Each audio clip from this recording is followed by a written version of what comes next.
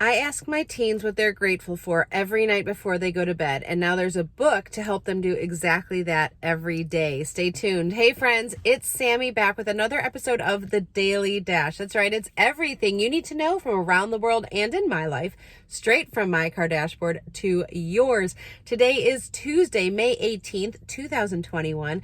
Let me tell you what you need to know so you're in the know wherever you are and whatever you are doing. All right, there was a lot of flooding in Texas and Louisiana yesterday. New York supposedly is releasing mask mandates for fully vaccinated people tomorrow, both indoors and outdoors. I guess we're going on an honor system here.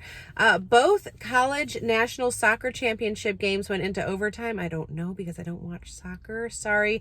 It's also National no more dirty dishes day, or no dirty dishes in the sink day. I still have to clean up my dishes from lunch, so I'll get right on that. If you missed any of that, you can find it below. Of course, you can find me at the Sammy Cone on Twitter and Instagram, sammycone.com, and on YouTube. Okay, it's Tuesday. You know, this is kind of the typical book music release day, and there's nothing more exciting than being able to champion my fellow friends, authors, anyone that's releasing a new project, especially when they happen to be a fellow Nashville blogger. And today, my friend Scarlet has released her newest book, The Gratitude Journal for Teens. Now, you can get this wherever books are sold. I'm going to put an Amazon link below. It is an affiliate link.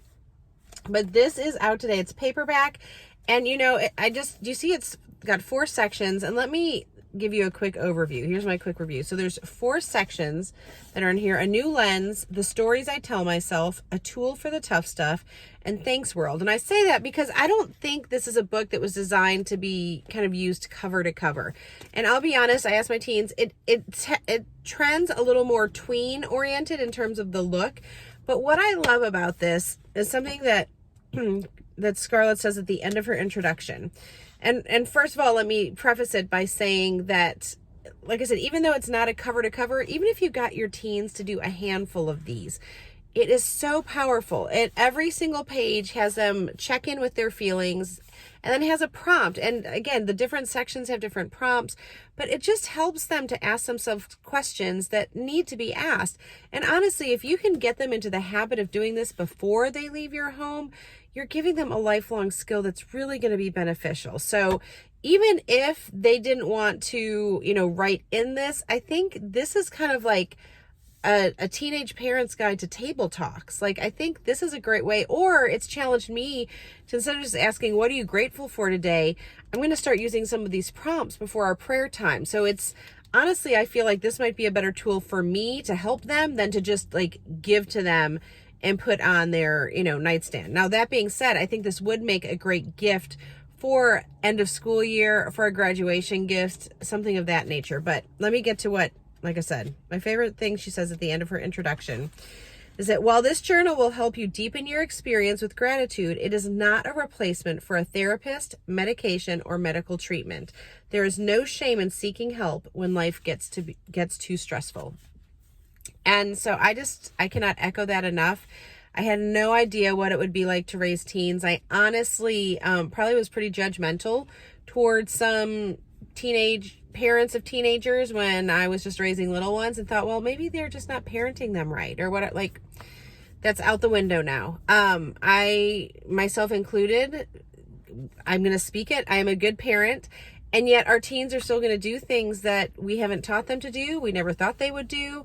I have amazing friends that are amazing parents, and with, multiple kids, and all their kids act differently, do different things. It's just the nature, but it's hard for us to realize that as parents. So I'm thankful for tools like this that help start conversations with our teens, or just give us new ways to even ask questions, so we're not just getting yes and no answers. So Gratitude Journal for Teens, I'm going to link to it below. Like I said, Scarlett, I'm so proud of you.